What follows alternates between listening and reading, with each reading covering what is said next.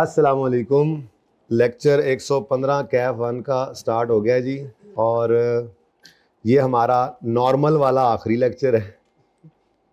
इसके बाद हम इंशाल्लाह 3 दिन का इरादा कर चुके हैं, अराउंड 3 दिन, अप टू 4 भी हो सकते हैं। मंडे ट्यूसडे वेंसडे को जो हमने रीसेंट अटेम्प्ट करनी है, और जो कोई छोटे मोटे गैप्स हैं तो रिवीजन क्लास है। पर मैंने आपको कहा था बहुत लो चांस है कि 2 दिन में काम हो, और बहुत हाई चांस है कि 3 दिन में हो। लेकिन एक लो चांस ये भी है कि 3 दिन में ना हो तो चौथे में चला जाएगा। जब सारा सेशन कहीं दौड़ने लगाई तो यहाँ भी नहीं लगने लगी, ठीक है ना। लेकिन हम इंशाल्लाह अब जो अगली क्लासेस करेंगे उसका लेक्चर नंबर नहीं होगा, उसका लेक्चर नंबर होगा revision class 1, revision class 2, revision class 3, revision class 4, 5, 6, जितनी भी होंगी, ठीक है। एक दिन में एक ही होगी। Revision class 1 part A, B, C, D, E, F जितने भी होंगे, ठीक है, वो देखी जाएगी फिर। ओके, ठीक है। अच्छा, तो अब फिर चूंकि आखिरी क्लास थी तो मैंने पिछली क्लास में ये शेर लिखा कि चलो अब घर चलें बशर बहुत, ये मुझे कहा जा रहा है अवारगी तुमने कर ली है।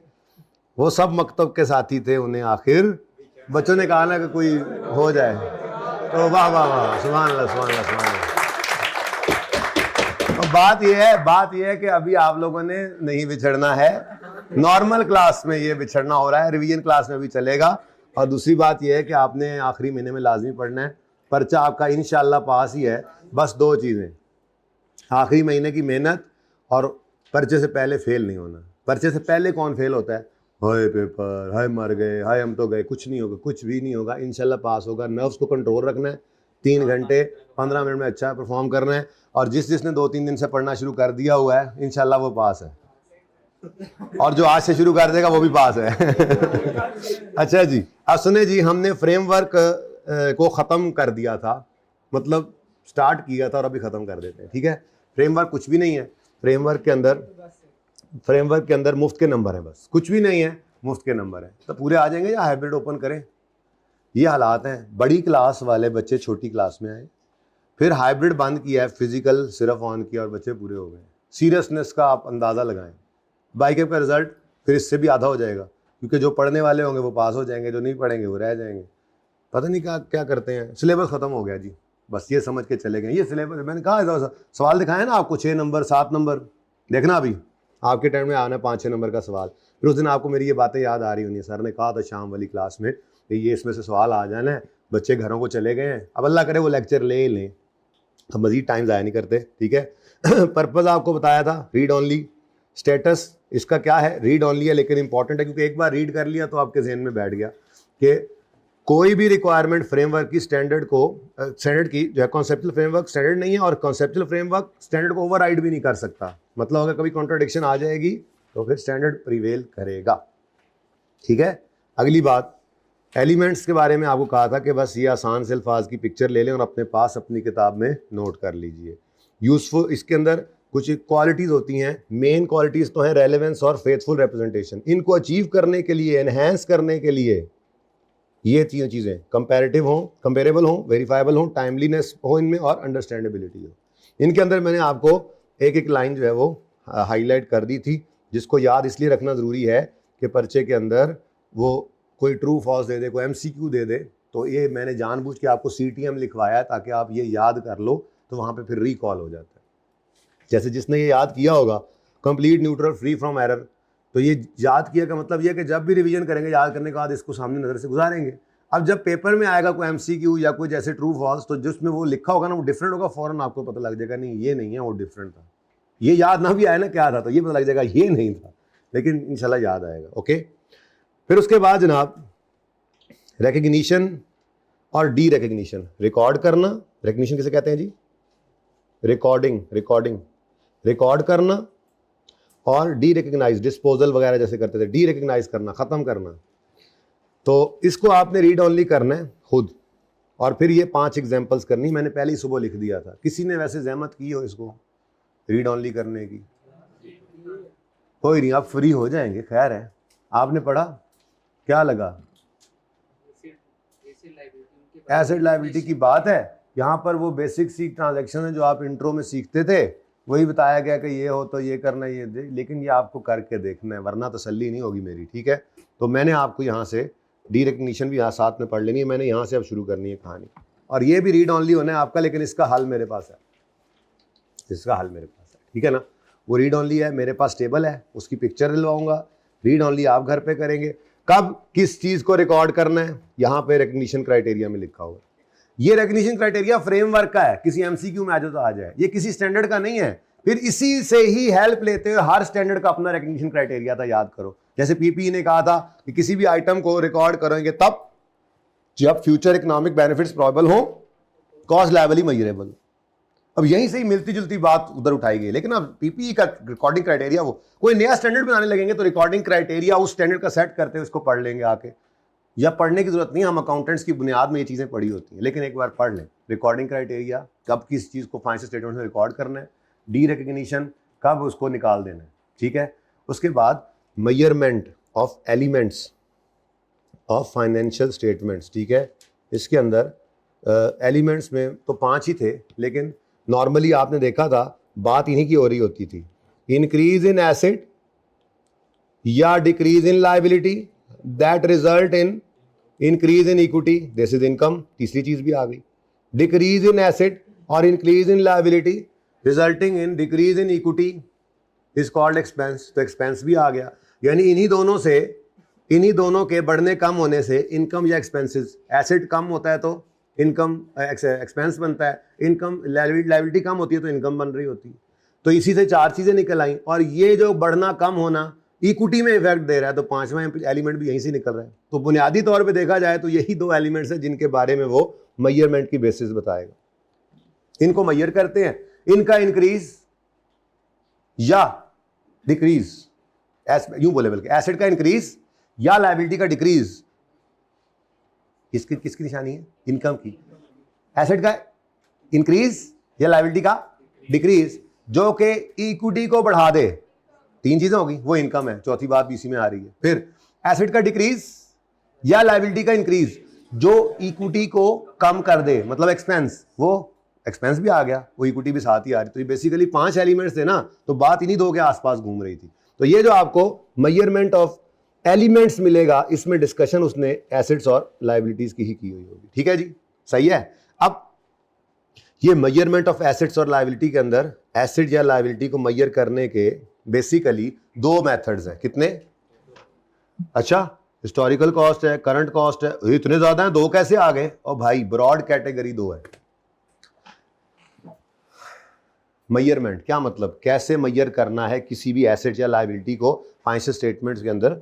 वो इनिशियल मेजरमेंट भी हो सकती है, सब्सिक्वेंट मेजरमेंट भी हो सकती है, ठीक है। तो एक है हिस्टोरिकल कॉस्ट मेथड, ये कौन सा है?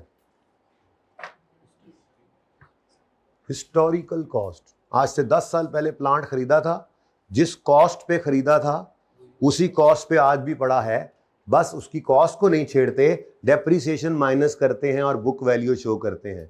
और पीपीई का कॉस्ट मॉडल क्या था, इन्वेस्टमेंट प्रॉपर्टी का कॉस्ट मॉडल क्या था, यही था हिस्टोरिकल कॉस्ट। डेटर्स वगैरह तो, क्रेडिटर्स वगैरह तो वैसे ही वो नॉर्मली वो 2, 4, 6 महीने वाली वैल्यू होती है, वो पड़े ही उसी पर ही होते हैं जो उनकी अमाउंट होती है। तो जाहिर इनके अंदर ज़्यादा मसला होता था, पुराने चले आ रहे, सही है। तो हिस्टोरिकल कॉस्ट मेथड के जिस असल ट्रांजैक्शन के दिन जिस अमाउंट के ऊपर एसेट लिया था, कॉस्ट पड़ी थी, या लायबिलिटी गले डाली थी, कैश आया था, लोन ले लिया था, उसी अमाउंट पे पड़ा होता है, ठीक है, उसी पर ही रखते हैं। ये एक मेजरमेंट का मेथड है। और दूसरा मेथड कहलाता है करंट कॉस्ट। क्या जी? अब बेसिकली उसको कहते हैं, ठहरो, कहते हैं करंट वैल्यू। अब करंट वैल्यू के अंदर 3 तरह की हैं जो कि आपको पता है, आपको भी पता है, आपको भी पता है, आपको भी पता है, आपको भी पता है, आपको पता है। कौन कौन सी बला? मैं बताता हूं। हाँ, आपने खुद बता दिया। एक है फेयर वैल्यू। अब ये फेयर वैल्यू जो है ना, इस पे आईफैक ने ना एक स्टैंडर्ड पूरा ही, मतलब आईएसबी स्टैंडर्ड बनाने वालों ने नया स्टैंडर्ड बना दिया, ठीक है, पूरा एक स्टैंडर्ड बना दिया है, IFRS 13, जो सिर्फ इसलिए आया है कि वो डिटरमिन कर सके फेयर वैल्यू कैसे निकालनी चाहिए। उसकी एक वजह थी ना, हर स्टैंडर्ड ने फेयर वैल्यू का अपना कटा खोला होता है। खैर अभी तक उन स्टैंडर्ड में चेंज नहीं आया।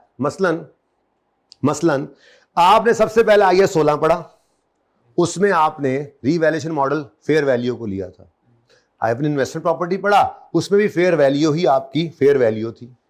फिर आपने IAS 36 पढ़ा, रिकवरेबल अमाउंट निकालते हुए फेयर वैल्यू में से कॉस्ट टू सेल लेस कर दी। IS 41, आप तो आगे जा रहे हैं, अगले आपसे आएंगे तो यहां पढ़ेंगे जानवर वाला स्टैंडर्ड, उसमें भी fair value less cost to sell कराता है। IFRS 9 आप आगे जाके पढ़ेंगे, उसमें फेयर वैल्यू ही लेता है, कॉस्ट टू सेल माइनस नहीं करता। तो हर स्टैंडर्ड ने अपना ही हिसाब बनाया हुआ था। तो खैर IFRS 13 आ गया है जो ये बताता है फेयर वैल्यू निकलनी कैसे है, और फिर कहता है जिस स्टैंडर्ड ने लगानी है उससे पूछ लो कि लगनी कब है, कैसे निकलनी है। IFRS 13 बताता है कब यूज होनी है, वो रेलेवेंट स्टैंडर्ड। IFRS 9 अपना बताएगा, IS 41 अपना बताएगा, 40 अपना बताएगा, 16 अपना बताएगा। 2 में लगता ही नहीं है, 2 में NRV या कॉस्ट में से लोअर पे रखते हैं ना, ठीक है। तो खैर चले छोड़े, बात और तरफ निकल रही है, वापस आए। मकसद कहने का ये था कि फेयर वैल्यू क्या है, वो वैल्यू जो एक, समझो ये मार्केट है, ये सब के सब बायर्स और सेलर्स हैं, और ये सब के सब नॉलेजेबल हैं, और सब के सब जो है वो किसी प्रेशर के अंडर नहीं है। अब यहां पे जो भी pen, copy, pencil, mobile, calculator trade होगा, वो जिस वैल्यू पे हो रहा है वो फेयर वैल्यू कहलाती है, मार्केट वैल्यू। कि मार्केट पार्टिसिपेंट्स हो, नॉलेजेबल हो, ठीक है, और एक ट्रांजैक्शन भी काफी ज्यादा होनी चाहिए, ठीक है, और आर्म्स लेंथ ट्रांजैक्शन हो, यानी कोई मजबूरी ना हो। जैसे मिसाल के तौर पे, क्या नाम है भाई आपका? सैफ भाई जा रहे हैं जी तुर्की। अब सैफ भाई ने एक प्लॉट है, बेच के जाना है। अब सैफ भाई को 6 महीने हो गए, प्लॉट बेचने पे लगाया, नहीं लो, वो प्रॉपर्टी का हालात डाउन है, नहीं बिक रहा, ठीक है। अब ये जो अली है ना, अली दोस्त है इनका, लेकिन नहीं, क्या नाम है तुम्हारा? इदरीस है ना, इदरीस, मैं भी बदले लूंगा लेकिन मोहब्बत से। इदरीस जो है ना, इदरीस, ये आस्तीन का सांप है। ये ना, इसको पता है कि सैफ ना फंसा हुआ है। अब इसको ये पता है कि ये संडे को, कल शाम को इसकी फ्लाइट है, इसको गाहक को नहीं लगा। अब इसके प्लाट की वैल्यू है 1 करोड़ रुपए। देश कहने लगा यार ऐसा है कि मैं कर आके कोशिश कर लेता हूँ तुम्हारे भले के लिए, 80 लाख में कर लेता हूँ इकट्ठा, तो ये 80 लाख में तुम मुझे बेच दो। अब उसकी मजबूरी है, वो फंसा हुआ है, तो वो मजबूरन इसको बेच देगा। अब ये फेयर वैल्यू नहीं है, इसको कहते हैं फोर्स्ड सेल वैल्यू। क्या कहते हैं? This is not fair value. अब ये आप FIR 2 में जब जाएंगे तो हाँ वहीं पर ही है, कंपनीज एक्ट के डिस्क्लोजर्स वहीं पे हैं। तो कंपनीज एक्ट के डिस्क्लोजर्स के अंदर कंपनी एक्ट कहता है कि अगर रीवैल्यूड अमाउंट निकाली है ना PPE की, तो साथ में फोर्स सेल वैल्यू अलग बताओ। इसका मतलब फोर्स सेल वैल्यू अलग चीज है, फेयर वैल्यू अलग। तो फेयर वैल्यू एक करंट वैल्यू क्या है, फेयर वैल्यू आपने देखी हुई थी। एक करंट वैल्यू है वैल्यू इन यूज। आज 36 में पढ़ी आपने, आज 36 में पढ़ी थी, क्या था कि आज खड़े होकर कहते हो ये एसेट मैं बेचूं ना। अच्छा, अब इस स्टैंडर्ड ने fair value less cost to sell लिया, उसकी मर्जी है, उसको छोड़ो। फेयर वैल्यू इस स्टैंडर्ड IS 36 की fair value less cost to sell है। IS 16 की फेयर वैल्यू ही है। IS 40 की फेयर वैल्यू ही है। IS 41 की fair value less cost sell, वो उसकी फेयर वैल्यू है। IFRS 9 में जाओगे, शेयर्स खरीदे हैं, वो उनकी फेयर वैल्यू ही है। वो हर एक की अपनी अपनी होती है, उसको छोड़ दो, ठीक है। फेयर वैल्यू एक साइड पे होगी। फेयर वैल्यू क्या, मैंने बता दिया आपको, ठीक है, पढ़ लेना यहां से। अगली बात, वैल्यू इन यूज क्या है, आपको पता है? आप कहते थे पता नहीं है, नहीं पता है, पता है। आज खड़े होकर आप कहते थे, अच्छा ऐसे नहीं करना, कभी किसी की मजबूरी से फायदा नहीं उठाना। ये मैंने इदरीस को नहीं कहा, सबको कहा है, जिंदगी का असूल बनाओ, ठीक है ना। ये तो सिर्फ मिसाल, तो मैं कह रहा हूं अगर उसका होगा तो तुमने ऐसे नहीं लेना। हाँ, अगर उसका होगा तो तुम लेने के काबिल होगे, भी तुम लेने के काबिल भी नहीं हुए हो, ठीक है ना। जब तुम लेने के काबिल होगे तो उसके पास प्लाट भी होगा इंशाल्लाह, ठीक है। मजबूरी का फायदा नहीं उठाना, जिंदगी में कभी किसी की मजबूरी का फायदा नहीं उठाना, ये याद रखना, ठीक है। हाँ, दुनिया है गोल चक्कर है, गोल चक्कर, ओके। हाँ, ज़हन में रखना। अच्छा चलो वापस आओ, क्या कह रहा था मैं, वैल्यू इन यूज। आज अगर आप एसेट को बेचे ना, यूज करें, तो फ्यूचर में जो इससे कैश फ्लोज आने हैं, नेट करके आप कहते थे इनकी आज की वैल्यू निकालो, ये value in use, present value of future. अब ये भी एक करंट वैल्यू है। आज खड़े होकर एक वैल्यू है जो फेयर वैल्यू नहीं है, वो तो बेच के आनी थी। जो वैल्यू इन यूज है तो वैल्यू आज की, ये हिस्टोरिकल कॉस्ट तो नहीं है, हिस्टोरिकल कॉस्ट तो नहीं है। वैल्यू इन यूज क्या हिस्टोरिकल कॉस्ट है ना, हिस्टोरिकल कॉस्ट नहीं है। वैल्यू इन यूज क्या फेयर वैल्यू आज बेचने की? नहीं। वैल्यू इन यूज क्या फ्यूचर की वैल्यू है? नहीं, बल्कि वैल्यू इन यूज भी आज की ही वैल्यू है। फ्यूचर के कैश फ्लोज को डिस्काउंट करके एक वैल्यू निकाली कि हम इसको इस्तेमाल से जो फायदा ला सकते हैं, उसको एक वैल्यू असाइन की। तो वैल्यू इन यूज भी क्या है, करंट वैल्यू। 2 हो गई, और तीसरी है आपके लिए नई, लेकिन बहुत ही हेल्पफुल चीज़ है, बता दूं, किसी स्टैंडर्ड में तो आपने नहीं पढ़ी, लेकिन अपनी ज़िंदगी में आप इसको अप्लाई कर सकते हैं जब कभी ज़रूरत पड़े तो। अगर आप चाहते हैं कि आप कभी फैसला करें तो जस्टिफाइड फैसला करें। मिसाल के तौर पे, क्या नाम है तुम्हारा? नदीम अब्बास जो है ना जी, इसने यहाँ पर एक फ्लैट लिया किराए पे और वहाँ पे एक 5 kVA का सिस्टम लगा लिया अपने फ्लैट के लिए, जिसपे इसका एक AC चल जाता है, ठीक है, और बत्ती शत्ती चल जाती है, बैटरियाँ रखी हुई हैं। पढ़ना होता है इसमें भाई, पढ़ने वाला बच्चा है, इसके पास इतना टाइम नहीं है, कभी बिजली नहीं है, कभी कोई मसला है, कोई बिल आ रहे हैं, सुकून से जनाब इसने 5 kVA का एक सिस्टम लगा लिया, मिसाल के तौर पे 5 लाख रुपए का लगा लिया, ठीक है। अब 2 साल गुजरे, इसका कैफ भी हो गया, इसके आर्टिकल्स हो गए कराची मिसाल के तौर। अब इसको लाहौर छोड़ना है, किस कहाँ से हो तुम? बेसिकली शेखुपुरा से हो। इसके आर्टिकल्स शेखुपुरा में ही हो गए, ठीक है, चलो घर भेजते हैं, तुम्हें खुश हो जाओगे। वैसे मैं इस्लामाबाद भेजने लगा था, लाहौर भी घर है। तुम एग्जाम्पल में फिट नहीं आते। क्या नाम है तुम्हारा? जुनेद खान जो है ना, जुनेद खान, मतलब मैं दे लेता हूँ एग्जाम्पल, लेकिन मजा नहीं आना था, मजा खराब कर दिया। तुम चले जाते शेखुपुरे यार, तुम गांव मूव कर जाते यार। तुमने क्या किया? मैंने तुम्हें फ्लैट जब लेके, तुम उससे बताना चाहिए सर मेरा अपना घर है, मुझे नहीं किराए के फ्लैट की जरूरत। जुनेद खान जो है ना, जुनेद खान स्वाद से पढ़ने आया और पढ़ाई के अलावा सब करता है यहाँ पे। ये जुनेद खान है। जुनेद खान जो है ना, जुनेद खान, इसने भी यहाँ पर ये सारी कहानी इसकी थी असल में, मैं भूल गया था, मैं नदीम का नाम ले गया। अब जुनेद खान ने जनाब 2 साल गुजारे, कैफ इसका हो गया अल्लाह अल्लाह करके, ठीक है। अब इसकी आर्टिकल्स हो गए इस्लामाबाद, इसको ऑप्शन मिला लाहौर कर लो, इस्लामाबाद कर लो। इसने कहा स्वाद से नज़दीक है इस्लामाबाद, चलो हफ्ते में बाद भी जाना होगा तो ज़रा नज़दीक पड़ता है। ये 5 घंटे का सफ़र तो बीच में से निकले ना, 5 से 6 लग जाते हैं अगर प्राइवेट जाना हो। पहले अड्डे पे जाओ, फिर आगे बैठो, फिर वहाँ से आगे जाओ, 8 घंटे घर तक लगते होंगे, पिंडी तक तो नहीं लगते। मैं पिंडी की बात कर रहा हूँ, तो मैं आर्टिकल्स पिंडी करा रहा हूँ यार, ठीक है। अब पिंडी पहुँच गए तो कितने घंटे? मोटरवे बन गई अब तो स्वाद तक, पिंडी से कितनी देर लगेगी?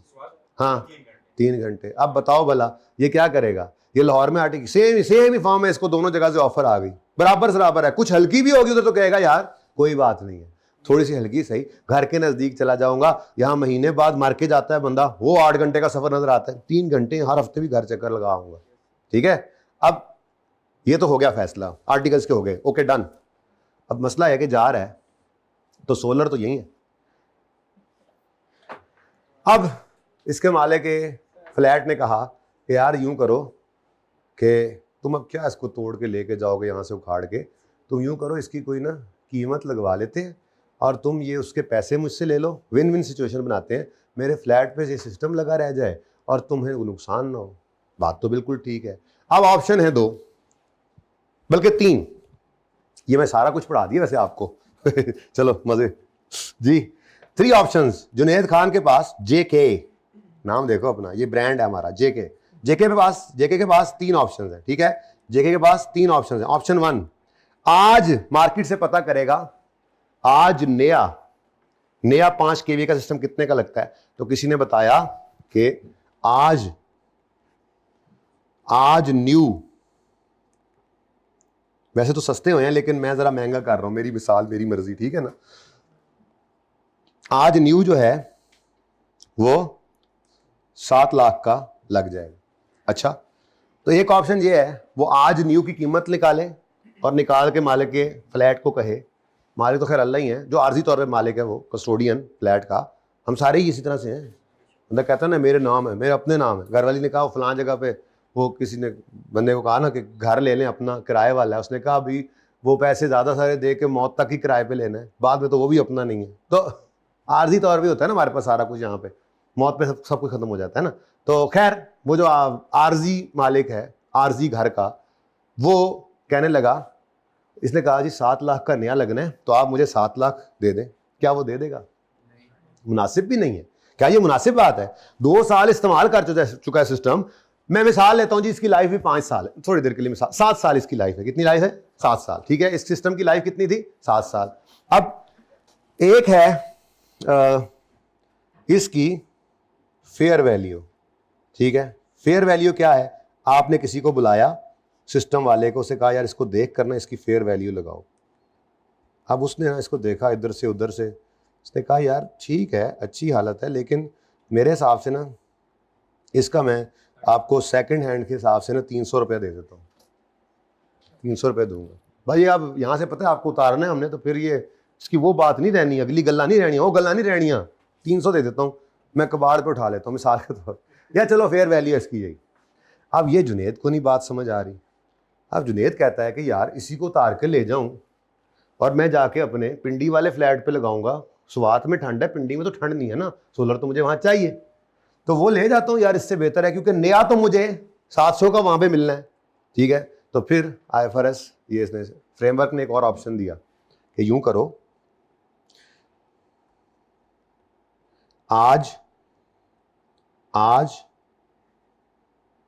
2 साल पुराना न्यू, क्या पुराना न्यू, व्हाट पुराना न्यू, इसको कहते हैं रिप्लेसमेंट कॉस्ट। मैं जरा समझाने के लिए बोल रहा हूं, क्या मतलब, हम कहेंगे न्यू आज कितने का मिलना है, और अगर ये न्यू डेप्रीशिएट होकर 2 साल गुजार चुका होता, 7 साल ही लाइफ लें, डिवाइड बाय 7 इंटू 2, तो कितना 200 तो क्या बन गया, इसको क्या कहते हैं जी, ये कहते हैं रिप्लेसमेंट कॉस्ट। क्योंकि ये बुक वैल्यू नहीं है, बुक वैल्यू तो ये पड़ी है, खरीदा कितने का था 500 का, ठीक है, और डेप्रीशिएट 2 साल हो चुका है, इसकी 7 साल लाइफ थी, 7 साल लाइफ थी, कितना बनता है हैं? क्या बेटा 5 साल नहीं ना लें, 7 ही लें, 7 नहीं लिया मैंने, अब उसको 7 ले लिया, इसको भी 7 ही लो ना, एक जैसे ही रखो। हाँ लाइफ तो सेम है, महंगाई से लाओ जी, हाँ 2 से कर लो आंसर, हाँ 143 लिख दूं। अब ये क्या है, ये हिस्टोरिकल, ये कॉस्ट है सॉरी, और ये बुक वैल्यू, जिसको हम हिस्टोरिकल बुक वैल्यू कहेंगे, कितनी 3 लो जी। अब ये तो होगी ना आज नए की वैल्यू, ये तो रेलेवेंट ही ना रही। मैं आपको बाकी 3 पढ़ा रहा हूं, मैंने एक आपको पढ़ाया हिस्टोरिकल कॉस्ट, वो ये पढ़ी है, दूसरा मैंने आपको पढ़ाया फेयर वैल्यू, वो ये पढ़ी है, तीसरा मैंने आपको पढ़ाया आज वाले की वैल्यू इन यूज, ठीक है, वो भी आपने पढ़ा हुआ है। अब ये चीज रह गई थी एक, क्या, रिप्लेसमेंट कॉस्ट। तो मैंने अजीब सा जुमला लिखा, आज 2 साल पुराना न्यू, आज खड़े होकर एक 2 साल पुराना न्यू, क्या मतलब नया जितने का लगना है उसकी कॉस्ट लिखो, लेकिन अज्यूम क्या करोगे कि ये नया अगर 2 साल, असल में ये एडजस्टमेंट है 2 साल इस्तेमाल हो जाने की, तो अगर ये एडजस्टमेंट करें तो फिर 500 को तो नहीं ना, वो तो 700 वाले ने अब एडजस्टमेंट तो इसको लगानी चाहिए, तो हमने 700 वाले को अज्यूम क्या करिए 2 साल डेप्सिट हो जाए तो कितनी वैल्यू पे आएगा 500। तो ये एक मुनासिब वैल्यू है, इस पे ये राजी हो जाएगा। क्यों राजी हो जाएगा जुनेद, हालांकि नया इसका भी 7 साल 700 का लगना है, वहां पे जाके नया इसका भी कितने का लगना है, लेकिन लॉजिकल बात है ना, इसने ये 2 साल इस्तेमाल भी तो किया है, 2 साल इसने इससे फायदा भी तो लिया है, तो इसको इतनी तकलीफ इस पे नहीं होगी। अच्छा ये महज एक हसीन इत्तफाक है, ठीक है, आप ना इसको यूं कर लो, इसने ना 600 का लगवाया था, अब ये कितना हो गया 600/7, वो जरा इसलिए कह रहा हूं कि आप कहोगे 500 बड़ा बराबर हो जाया करेगा, कोई नवा रूल ना बना लो तुसी, बताओ 170, और ये कितना बन गया 429, ठीक है जी। तो ये 429 इसकी बुक वैल्यू थी पुराने वाले की, और इसकी वैल्यू यूज भी निकल सकती थी इसी एसेट की, जो बाकी के 3 साल गुजर गए थे ना, 2 साल गुजर गए थे, बाकी के 5 साल के कैश फ्लोज ले लें, अगर ये एसेट फायदा देना कैश फ्लो सेविंग की फॉर्म में भी आ सकता है, वो भी निकल सकती थी। आज की फेयर वैल्यू आगे वो दुकानदार एक लगा गया, जाहिर सी बात उन्होंने तो मार ही देनी थी बेचारे को, खैर फेयर वैल्यू है, बिल्कुल सही है, लेकिन ये क्या है रिप्लेसमेंट कॉस्ट, क्या है जी replacement cost, current replacement cost. Current आज खड़े होकर अगर मैं रिप्लेस करूं इस सोलर को, अगर ये नया लगवाए तो नया कितने में लगेगा 700 में, लेकिन इस वाले की रिप्लेसमेंट कॉस्ट अगर लेनी चाहे तो फिर क्या करना चाहिए, हमें 2 साल की एडजस्टमेंट डालनी चाहिए, तो 2 साल की एडजस्टमेंट मिलेगी, ठीक है। ये जनाब कुछ मेजरमेंट बेसिस हैं जो इधर से ना देखो बेशक, खैर चलो यहां से पहले देखो, ये सवाल भी पढ़ा एक आपको, देखता हूं मैं कि आपको पढ़ाकर सिर्फ होमवर्क में दूंगा या, इसको कहते हैं जी करंट रिप्लेसमेंट कॉस्ट। तो एक है जी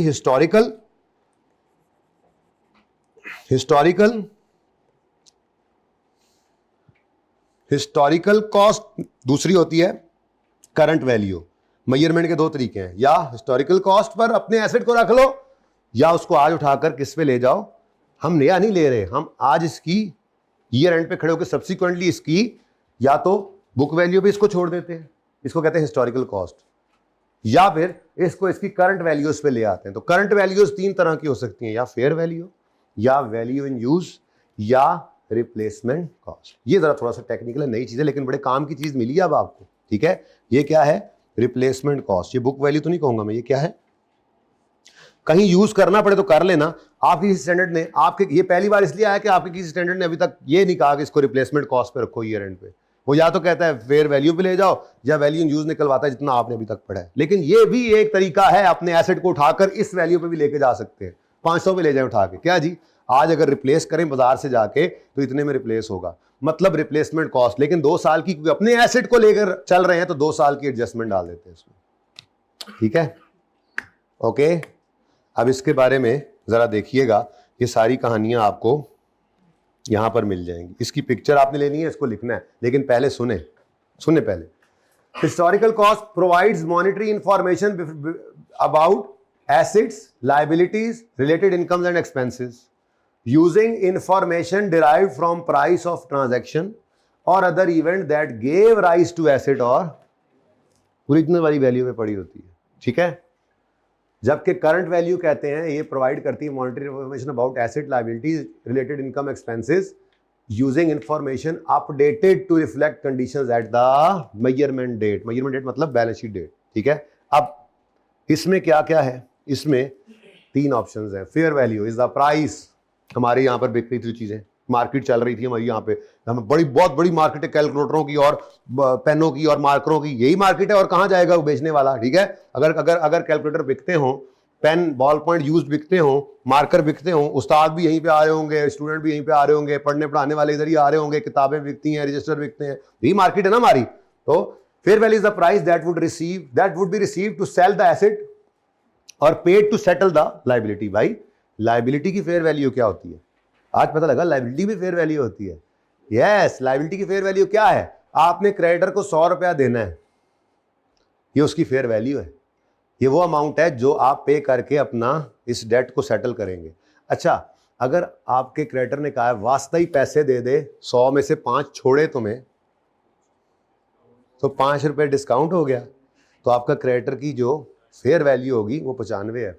ये भी आप FAR 2 में जाकर पढ़ेंगे। अब ये बातें ना फ्रेमवर्क की, कुछ सारे स्टैंडर्ड्स की बेस पे बने होते हैं, तो आगे जाके देखना। फिलहाल सादा बात, जिस अमाउंट पे आप लायबिलिटी को सेटल कर देते हैं वो आपकी लायबिलिटी की फेयर वैल्यू, ठीक है।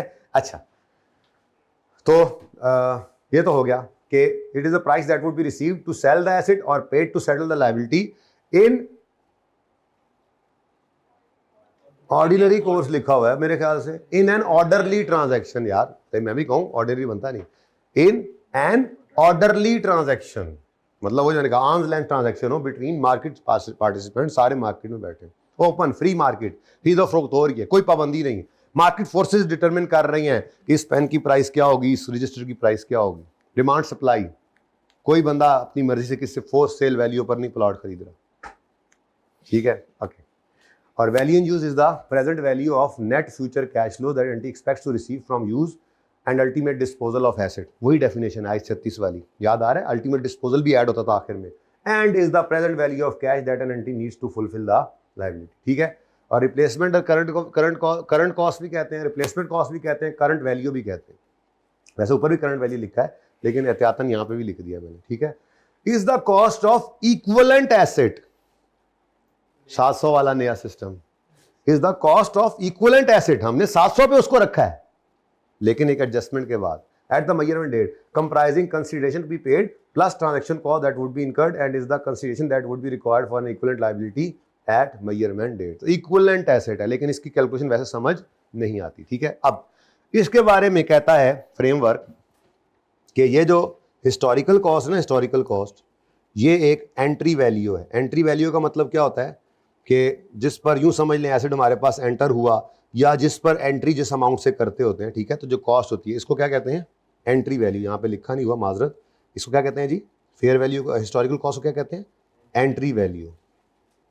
एंट्री वैल्यू किसी MCQ में आ जाए तो बैठे ना हम उठा के, ठीक है। इसको क्या कहते हैं जी, एंट्री वैल्यू। और इसको भी क्या कहते हैं, एंट्री वैल्यू। लेकिन ये दोनों क्या कहलाती हैं, एग्जिट वैल्यूज। ठीक है, अब बस इसको ऐसे ही याद रख लो, इससे ज़्यादा अब इसके अंदर घुसने की ज़रूरत नहीं है। कोई एक आधा MCQ ना आ जाए, कोई ट्रू फॉल्स ना आ जाए जिसमें वो यूं बोल दे historical cost and value in use both are exit values या बोथ आर एंट्री वैल्यूज, ये फॉल्स है। और अगर यूं बोल दे historical cost and current replacement cost are entry value, ये ट्रू है। या यूं कह दे fair value and value in use are exit values, true. कह दे fair value and replacement cost are exit values, false. तो ये बस याद रखना, ठीक है। ये इनके जो ये जो फ्रेमवर्क में इसके बारे में लिखा हुआ है, ठीक है, कहीं MCQ ना आ जाए। तो सादा बात है जी, फेयर वैल्यू और value in use exit values और बाकी दोनों एंट्री वैल्यूज। तस्वीर में आ जाएगा या यहाँ पे करनी पड़ेगी तस्वीर? ये मैथ एग्जाम्पल को दफा करो, एग्जाम्पल अलग बताता हूँ कि वो कहाँ पे करनी है आपने। बाकी तस्वीर लेनी होगी तो बेशक ले लेना, कोई मसला नहीं है। फिलहाल इसकी पिक्चर लो, ये समरी है, बताता हूँ कितने सफ़ों की, यानी मतलब की बात बस इतनी है।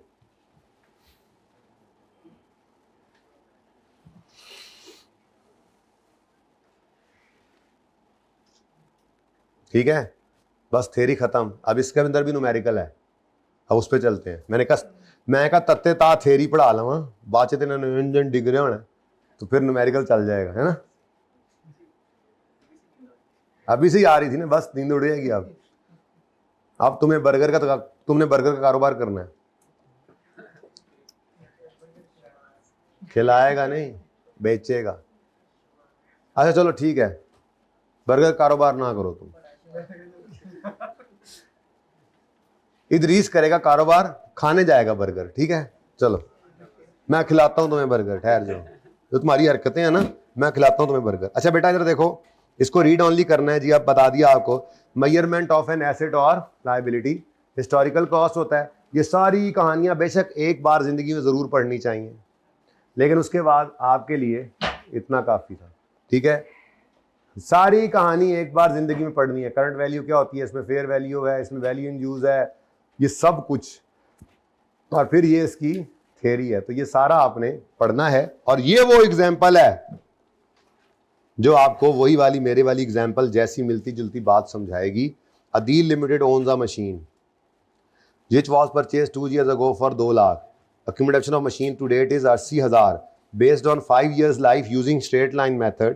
ठीक है, ये चल रही है machine. could be sold in market for 2 lakh but dismantling cost to sell कितनी है, 10,000. Cash flow from existing machine are estimated to be 5 lakh for next 2 years followed by 40,000 in the last year. Relevant discount rate is 10%. और replace the machine new version would cost 2 lakh 20,000. measure machine using different measurement basis. अच्छा सवाल है, तो मैं बताता हूँ आपको। हमारी ये जो मशीन है, ठीक है, न्यूमेरिकल का बच्चा आ गया बीच में, पहले न्यूमेरिकल भाई ये सारा पढ़ना है एक बार, बस एक बार जिंदगी में पढ़ लो। लर्निंग ऑब्जेक्टिव 4.1 रीड ऑनली है, रीड ऑनली और ओनली वंस। इसके साथ मैंने रीड ऑनली के साथ इंपॉर्टेंट नहीं लिखा, इंपॉर्टेंट लिखूंगा, हाईलाइट भी करूंगा, तो वो हर बार रीड ऑनली वाला है, ठीक है ना।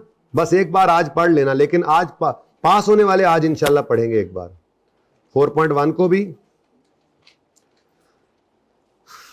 4.2 क्या है, 4.2 क्या है, मेजरमेंट ऑफ इक्विटी, ठीक है, इसको भी। यानी ये सारा आपने एक बार जो है वो सारा एक बार आपने रीड करना है। यानी 4.1.1 रीड ऑनली, 4.1.2 रीड ऑनली। मैंने आपको ज़बानी कलामी गप्पे लगाई हैं बस, ये मैं पागल थोड़ी हूँ मैं आपको रीडिंग कराऊँ, आपको कच्ची के बच्चे हैं, ये आपने पढ़ना है। और हाँ, इसमें कोई सवाल हो तो आपने मुझसे मंडे वाले दिन पूछ लेना है रिवीजन क्लास में सवेरे सवेरे। तो मौका अल्लाह ने दे दिया कि आप आज का टाइम लगाएं, इसको रीड कर लें, कोई क्वेश्चन है तो निकाल लें। वैसे मैंने सारे MCQ सारे सवाल करा देने हैं, मिलते जुलते कोई होमवर्क में दे देने हैं, इसके पल्ले कुछ नहीं है। फिर भी सारा रीड इसलिए करना है कि जो आया हुआ है उसके अलावा कुछ आए और वो इनमें से आ जाए जो मैंने छोड़ दिया हो, किसी वजह से गलती से रह गया हो, बतकाज़ा बशरियत रह गया हो। वैसे तो मेरा बस चले तो मैं कुछ ना जोड़ूँ, लेकिन रह जाता है, इंसान है, तो वो आपके सामने आए, वो पढ़ा जाए, एक आधा MCQ बन जाए उसमें से तो काम हो गया, कीमत लग गई। तो ये रीड ऑनली लाजमी है आज के दिन में। ओके जी, ये एग्जांपल करा रहा हूँ आपको। अब ये हमारी मशीन है, ठीक है जी। अब मशीन की एक वैल्यू तो है हिस्टोरिकल कॉस्ट, हिस्टोरिकल कॉस्ट वाली, हिस्टोरिकल बुक वैल्यू कह देता हूँ मैं, हिस्टोरिकल कॉस्ट ही लिखता हूँ, नाम है इसका, और रखेंगे हम किस पे इसको, बुक वैल्यू। चलो हिस्टोरिकल कॉस्ट, ठीक है। अब ये जनाब इसकी एक इसका ये है मेथड मशीन का, इसको हम मैयर कर सकते हैं एट हिस्टोरिकल कॉस्ट, ठीक है जी। तो हिस्टोरिकल कॉस्ट निकाल लेते हैं जी। कॉस्ट थी इसकी 200 और एक्यूमुलेटेड डेप्रिसिएशन निकालेंगे।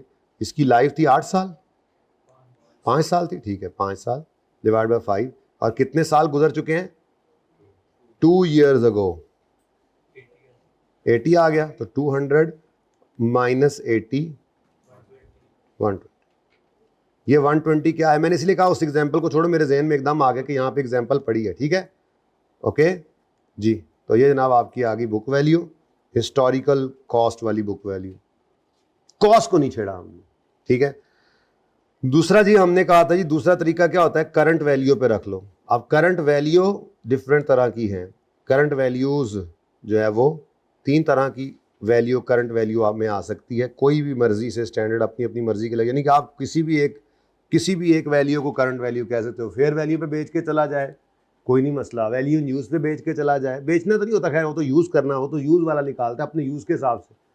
वैल्यू इन यूज़ तो इस तो तब निकालनी होती कि अगर इसने एसेट को भी यूज़ करना होता, तो ये तो फेयर वैल्यू ही निकालेगा, या रिप्लेसमेंट कॉस्ट, जो इसे अच्छा लगेगा इस पर बेच के चला जाए, ठीक है। जहाँ पे इसका वो मालिक आर्जी मालिक फ्लैट फंस जाएगा, हाँ जी, या उसके दरमियान भी कहीं पे, ओके। अच्छा अब ये देखो जी, करंट वैल्यू जो है अब वो 3 तरह की है। Number 1 is fair value. तो fair value is 100,000। Now this is not fair value less cost to sell. वो IS 36 ने आपको कहा था fair value less cost to sell होती है, फेयर वैल्यू ही होती है, इसमें से कॉस्ट टू सेल माइनस नहीं करते, ठीक है, सही है। तो फेयर वैल्यू फिर कितनी हो गई, 1 लाख। लो ये तो सीधा ही आ गया 100। अच्छा उसके बाद दूसरा क्या है जी, दूसरा क्या था जी ऑप्शन, वैल्यू इन यूज। ले अब ये आपको मैं बताऊं वैल्यू इन यूज, आपको के सर जी हमें शर्म आती है, आप हमें ये बताएं। कहते हैं जी, कहता है जी नेक्स्ट 2 years में 50,000 आने और आखिरी साल में 40 आने, जालम। अच्छा भला एनविटी का फॉर्मूला लगा लेना था, कोई गल नहीं, असी भी कर लवांगे हिसाब किताब।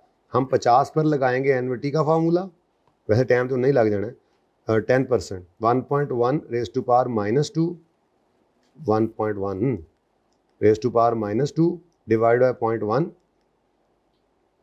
प्लस 40 पर सिंपल डिस्काउंटिंग -3, या 50 को एक साल पीछे सिंपल, 50 को दूसरे को एक साल पीछे सिंपल, और 40 को तीसरे साल। अब इसका आंसर क्या निकलता है, 116। Now this is value in use. तीसरा ऑप्शन क्या है जी, नवा replacement, current replacement cost, current replacement cost. ये नया काम हमने सीखा है। अब इसके अंदर आपने ना फेयर वैल्यू को उठाना है, ना ओरिजिनल कॉस्ट को उठाना है, ना कैश फ्लोज को लेना है, बल्कि आपने इस जैसे नए एसेट की कॉस्ट देखनी है। Must replace the machine with a new version, cost would be 220। अगर आज इसी तरह की मशीन लाएं तो 200, तो कॉस्ट कितनी आई, कॉस्ट ऑफ नया रिप्लेस्ड वाला वर्जन जी 220। लेकिन अब ये 220 पे एडजस्टमेंट डालनी है हमने 2 साल की डेप्रिसिएशन की, लाइफ तो नहीं बताया हुआ, तो इसको भी कितने साल लेंगे, 5 ही, इंटू 2, आंसर इज 80। तो 220 माइनस 88 करो, महंगाई भी तो हो गई होती है ना जी, 132। डन हो गया जी। तो ये जनाब आपकी एग्जाम्पल नंबर 5 है, डन हो गया। कौन सा पेज है जी, पेज 477, ठीक है जी। चल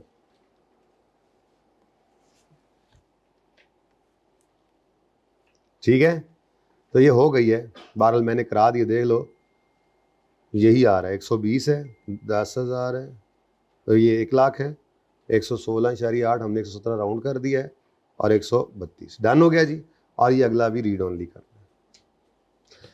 अब ये भी रीड ओनली है, लेकिन इसमें क्या है ये तो पहले मैं समझाऊंगा, फिर पहले मैं एक सवाल अब कराता हूँ, फिर उसके बाद एक पास पेपर का सवाल कराता हूँ, फिर उसके बाद मैं आपको इसकी समरी साइड पे लिखी उसकी पिक्चर खिंचवा दूंगा। फिर आप ये घर पे एक बार रीड कर लेना और देखना इसमें कुछ और तो नहीं निकला। ठीक है, अभी पहले समझाऊंगा। यहाँ तक कोई पिक्चर किसी ने लेनी है तो ले लें।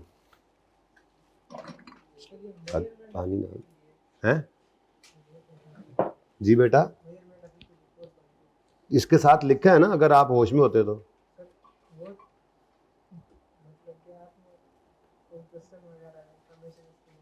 मेरी मर्जी की बात है ना, क्लास में पढ़ा रहा हूँ ना, मेरी मर्जी में जो मर्जी करूँ।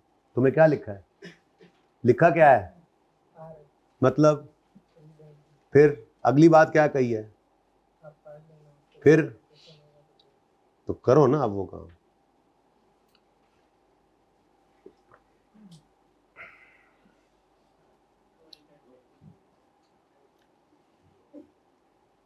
मैं चश्मे क्या कहते हैं उसको, नहीं चश्मे पर दूर नहीं, चश्मे तसव्वुर में इसको चबा रहा हूं कच्चा,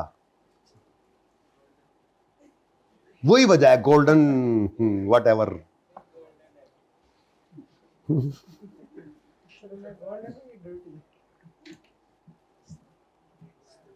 मेरे से बात करो, मुझे कह दो डर्टी, मुझे कह दो। नहीं क्यों उसको कह, तुम्हारी मेरी लड़ाई चल रही है, इधर आओ।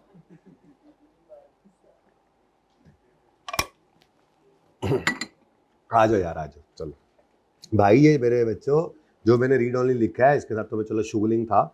जो रीड ओनली लिखा है इसका मतलब यही है कि मुझे इसमें कोई काम की बात नहीं लगती है, लग भी सकती है आपको और हो भी सकती है। को मैं एग्जामिनर नहीं हूं कि मैंने जिस पे रीड ओनली लिखा है मैं उससे पर्चा नहीं बनाऊंगा। तो आप पढ़ के एक बार सली कर लें, अगर कोई सवाल है तो मुझसे मंडे ट्यूसडे वेडनेसडे पूछ लीजिएगा, ठीक है। और अगर आपने नहीं आना तो जूम मीटिंग में फिजिकल वालों को बुलाऊंगा। वैसे तो सोच रहा हूँ आपकी अलग ही करूँ, क्योंकि पहले ही FAR1 की ऑनलाइन की जूम मीटिंग इतनी लंबी हो जाती है, 1.5 घंटे की चली जाती है। आप लोगों को अलग ही बुलाना चाहिए। तो बहरहाल बुलाऊंगा सही आप, ठीक है। बाकियों को इकट्ठा बुला लेता हूँ तो आप लोग FAR1 को अलग कर लूँगा, बुलाऊंगा। तब भी कोई सवाल इनमें से आ जाएगा, तब भी पेपर से पहले पहले पूछ सकते हो, पर पढ़ना खुद है। मैं अगर इसका एक का बता दूँ तो बाकी भी तुम कहोगे चलो ये काम की बात होगी, बाकी जरूरत ही कोई नहीं है, जान दो। अच्छा जी, अब ये एग्जाम्पल मैं इसलिए काट रहा हूँ कि सेम ही मैंने वो करवाना है सवाल। ये मैं एग्जाम्पल आपको करवाता हूँ, ये सारा कुछ आप रीड कर लेंगे, देखना। इधर आओ, पेज 487 पर ये क्वेश्चन है जी मेरा 1। ये जनाब इदरीस है, ये इदरीस का सवाल है, कैरी नहीं है, इदरीस है। कैरी ने बिजनेस स्टार्ट नहीं किया, इदरीस ने बिजनेस स्टार्ट किया। रहने दें बेटा, आज कर लेगा कारोबार, कल तुमने ही सीए करके फिर इसका मुलाजिम लगना है।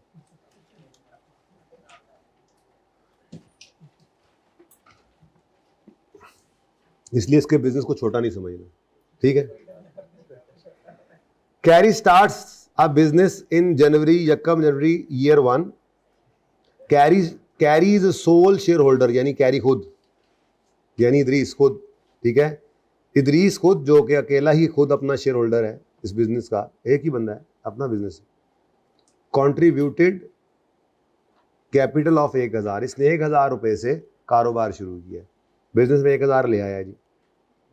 कैश डेबिट, डॉलर को हो या पाउंड को, तुम्हारी मर्जी है, मैंने 1000 ही लिखा है, 7 रुपीज ही लिखा हुआ है। कैश डेबिट कैपिटल क्रेडिट 1000, ठीक है जी। अब ये 1000 रुपए का हफीज सेंटर से इसको एक मोबाइल मिल गया, छोड़ो 33 भी नहीं लबदा। ये 1000 रुपए का लेट से इसने कैलकुलेटर खरीदा, ठीक है। अब ये जब कैलकुलेटर खरीद के लाएगा बेटा, सुनो सुनो, कैलकुलेटर भी नहीं आता लेकिन इसने सेकंड हैंड खरीदा है ना, ठीक है। हाँ, अब ये तुझे नहीं पढ़ना, हो गया भाई सर, जा रहे हैं हमें। रोको ना, आगे से बोलो ना। नहीं नहीं सर, रोके रोके। अब तुम लोग इतना कह रहे हो तो मैं बैठ जाता हूं, लेकिन फौरन कहा करो ऐसे नहीं कहना। अगली बार आएंगे ना मैंने उठ के कहना पे बेशर्मो, यानी मैं रुस के चला जावा है, मतलब मैनू यह फीलिंग आई है, मैं क्या जाना तो जा। अच्छा सुनो भाई, जान छाड़ होना, सारा सिलेबस खत्म है, हालांकि पेपर जिसमें से आना है अभी वो शुरू हो रहा है। हजरत आप लेट आए। अच्छा हजरत कितने बजे एंट्री मारी है आपने? 5 मिनट हुए हैं। चलो कैपिटल मेंटेनेंस है, ये इदरीस का कारोबार है, ठीक है। इदरीस ने 1000 रुपये से कारोबार शुरू किया है, एक कैलकुलेटर खरीदा है, और कैलकुलेटर जब खरीदेगा तो इसकी क्या एंट्री बनेगी बताओ? ये इसने बेचने के लिए खरीदा, यूज के लिए नहीं खरीदा, ओके, कारोबार है। इन्वेंट्री परपेचुअल वाली एंट्रीज मुझे करा दो, कोई मसला तो नहीं इससे। इन्वेंट्री डेबिट कैश क्रेडिट, कितने से? वही 1000। इसने 1000 अलग किया था, सेविंग की थी इसने सारा सेशन के पेपरों के बाद कारोबार शुरू करूंगा, और ये फिर पेपरों के बाद इसने कारोबार शुरू कर दिया। तो 1000 का कैलकुलेटर खरीदा, लिखता ही रहा, मेरी इन्वेंट्री नहीं होने वाली होगी। इन्वेंट्री डेबिट कैश क्रेडिट, जो 1000 आया था बिजनेस में, अब वो कैश निकल गया। रेशोस के बाद आपको अच्छी तरह पता है अब ये इन्वेंट्री में कन्वर्ट हो चुका है, इन्वेंट्री में फंसा पड़ा है अब ये पैसा। फिर जनाब हजरत लेट पहुंचे, लोगों ने सारे कैलकुलेटर मार्केट से उठा लिए थे। हजरत एज यूजुअल जब पहुंचे तो वहाँ कोई कैलकुलेटर नहीं थे जहाँ पे ये सस्ते कैलकुलेटर मिल रहे थे। तो इसने इदरीस ने कहा हजरत आप कैलकुलेटर चाहिए तो आपको मैं 1400 रुपये का यही बेच देता हूँ, बिल्कुल जायज़ नफ़ा है, रख सकता है, क्योंकि मार्केट के अंदर अगर ये दूसरे वाले कैलकुलेटर लेने जाए जो नॉर्मल मिल रहे थे तो ये 2500-3000 से कम तो कोई चाइना का भी नहीं मिल रहा। तो हजरत ने कहा ठीक है आप मुझे 1400 में बेच दो। अब इसने बेच दिया, क्या एंट्री होगी? कैश डेबिट सेल्स क्रेडिट, कितने से? 1400 रुपये से। और साथ ही हाँ जी परपेचुअल की दूसरी एंट्री भी करो, cost of sale debit inventory credit, ठीक है जी। तो कॉस्ट ऑफ सेल्स डेबिट ये सब कुछ अभी मैंने करवाना है वहाँ बोर्ड पे, और इन्वेंट्री क्रेडिट। लेकिन मैं ज़रा आपको बचपन, यदि मैं बता रहा हूँ कि इसमें मैक्सिमम मुश्किल चीज़ ये है, और जो यही है। अब क्या भाई कॉन्सेप्ट है छोटा सा, कितना जी? 1000। अब जनाब ये कहानी है, इससे आगे फिर अब इसके आगे कुछ रुकावटें आने लगी हैं, वो रुकावटें हम डालेंगे इसके रास्ते में, क्योंकि पता है क्या होना है, ये देख रहे हो, ये बड़ी बुरी चीज़ होती है। 4 पैसे क्या आ गए इसके पास, ये बड़ी बुरी चीज़ होती है, ठीक है ना। यानी 400 रुपये इसने कमा लिया है, ठीक है ना। अब ये जो इसने कमा लिया है ना, ये कमा लिया है, भले कमाल ही किया है इसने, ठीक है। अब यहाँ से कहानी आगे शुरू करते हैं। मैं आपके सामने फाइनेंशियल स्टेटमेंट्स जो हैं वो एक्सट्रैक्ट्स उसके बनाऊंगा, बल्कि पूरी बन जाएंगी, सवाल ही खत्म हो गया, सवाल ही खत्म, आगे नहीं जाना फिलहाल, ठीक है ना। आगे क्या है वो मैं बाद में बताऊंगा। ये सारी कहानी बस इन एंट्रीज के आसपास घुमानी है हमने, मैं देखता रहूंगा जो मैंने देखना होगा, ठीक है ना, वो मेरी मर्जी है, ओके। फिलहाल ये कहानी आपके सामने है, और अभी वो अकाउंटिंग मैं आपको करवाने लगा हूं जो अकाउंटिंग आज तक बचपन से आप करते आ रहे हैं और बचपन तक आप करते चले जाएंगे। ये मेथड्स जो आज सिखाऊंगा ये आपके नॉलेज में आएंगे और फिर चले जाएंगे, मतलब यहीं पर ही हैं। ऑर्गेनाइजेशन इस तरफ जाती नहीं है, ठीक है, जा सकती हैं लेकिन जाता कोई नहीं है। क्या करते हैं वो मैं फिर आपको बाद में बताता हूँ, ठीक है। पेन तैयार है? अब ये एंट्रीज हमने करनी है, प्रॉफिट निकालेंगे, 2 लाइनें, वो देखो भाई, P&L के एक्सट्रैक्ट्स बना रहा हूं मैं। मेरे पेन कहाँ है यार, ये मेरा नहीं मार्कर, ये पढ़े, मतलब चेक ही कर रखता है इतनी देर के, सही वाले हैं, इनसे चेंज कराने हैं। हिस्ट्री वाली क्लास के यहाँ पढ़े। अच्छा जी सुने, प्रॉफिट एंड लॉस के एक्सट्रैक्ट्स बना रहा हूँ, बल्कि एक्सट्रैक्ट्स क्या, प्रॉफिट एंड लॉस सारा ही बन जाना है, प्रॉफिट और लॉस अकाउंट, ठीक है जी। ये तो बिल्कुल ही नजर नहीं आना बच्चों को। पहले जनाब क्या नजर आ रहा है, सेल्स। सेल्स कितनी है? 1600 की सेल्स हुई, 1400 कर लो, मन्नू की है, इदरीस की सेल है, मेरी बुला दो, ठीक है। एंट्रीज आपके सामने, कोई कंफ्यूजन हो तो देख लेना, ठीक है। उसके बाद लेस होगा इसमें से कॉस्ट ऑफ सेल्स, कितना है जी कॉस्ट ऑफ सेल्स? 1000 है। पता है अहमद आज क्यों नहीं आया, घर चला गया है, लेकिन कल कह रहा था मैं वापस लाहौर आ जाऊंगा, रिविजन क्लास में फिर आ जाना है। वो सही एक स्टॉपर है, ठीक है ना। ऑनलाइन वाले बच्चे भी कहते होंगे शुक्र है अहमद है ना, लवी बदल नहीं देता, आगे रोक के रखता है, मतलब सही तरह समझा के आगे जाता है। अच्छा सुनो, अब ये मेरे पास क्या आ गया जी, प्रॉफिट। यही ग्रॉस है, यही नेट है, बस कितना कारोबार, इसका खर्चा तो कोई था नहीं, 1000 रुपया जेब में था, बस गया है। चिंग किराया नहीं डालना, बस पैदल गया था वहां से जाके मोबाइल खरीदा था, क्या कहते हैं, कैलकुलेटर, और फिर यहीं से दुकान में हाथों हाथ हजरत ने खरीद भी लिया, 400 रुपये का नफा अब इसको हो गया, बस दैट्स इट। ठीक है, अच्छा सुनो, बोतल पी लिए, सब्र कर जाओ तुम। ये 400 रुपये का क्या हो गया जी, प्रॉफिट। ठीक है, अच्छा अब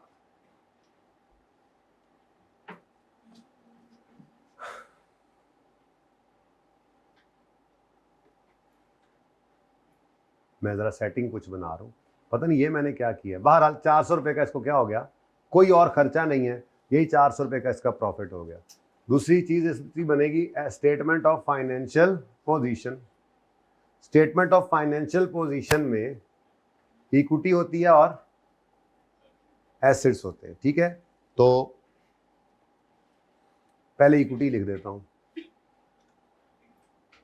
इक्विटी में दो चीजें हैं जी, एक है शेयर कैपिटल, कितना लाया था घर से, 1000,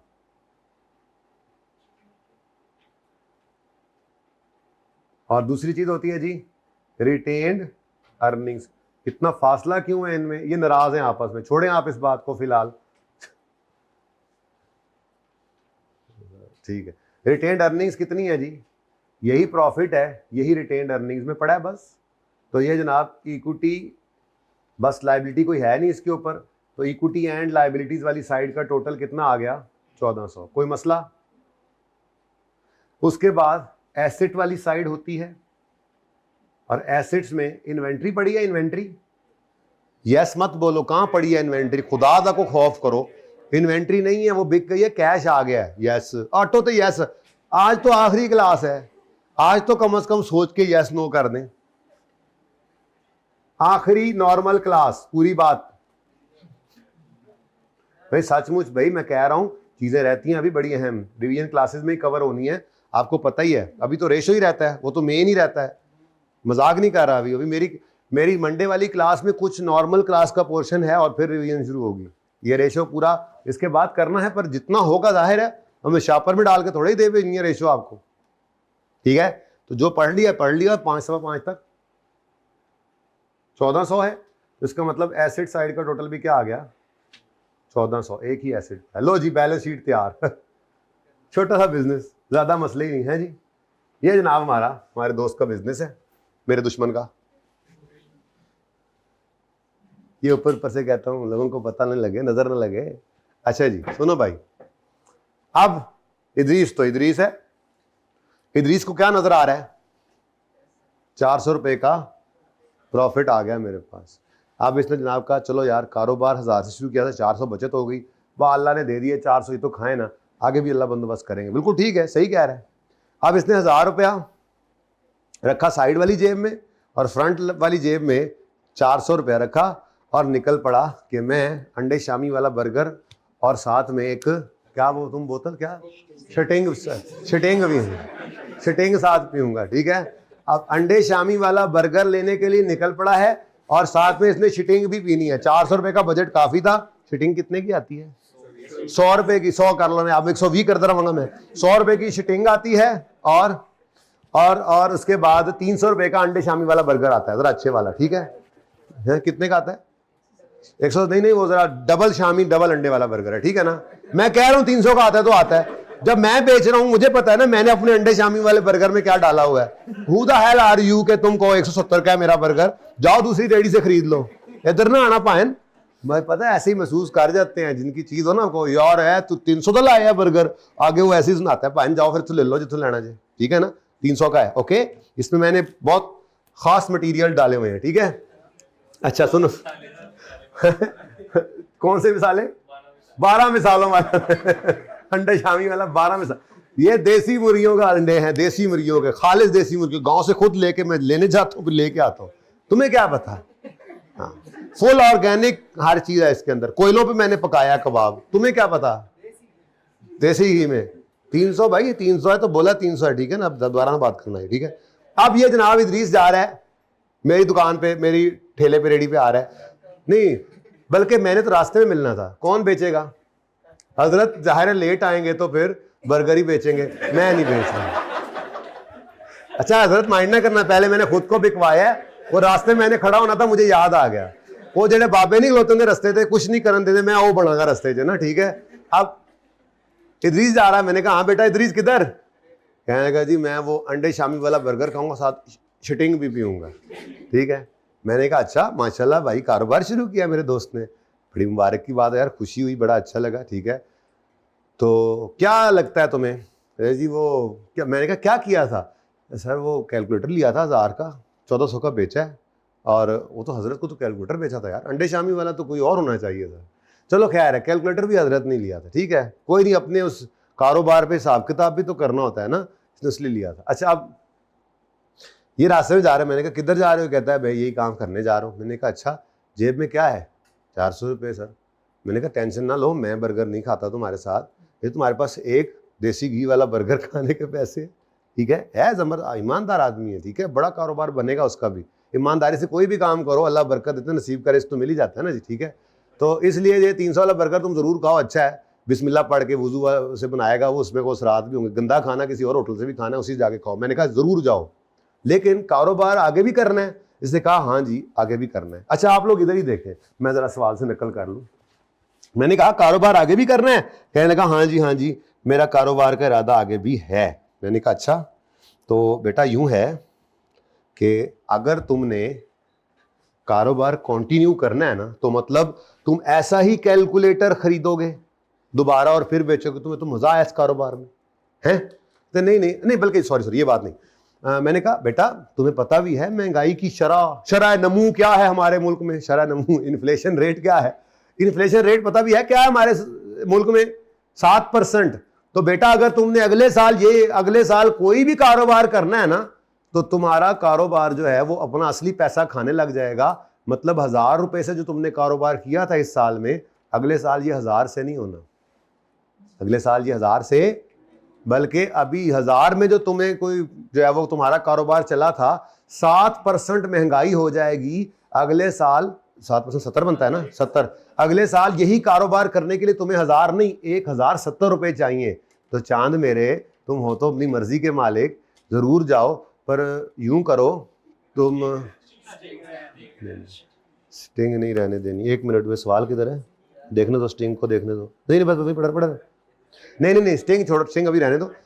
हाँ एक अंडा एक शामी घट जाए ना अगर, तो ये जो बर्गर है ये 130 का हजरत देते हैं, ठीक है, सही है।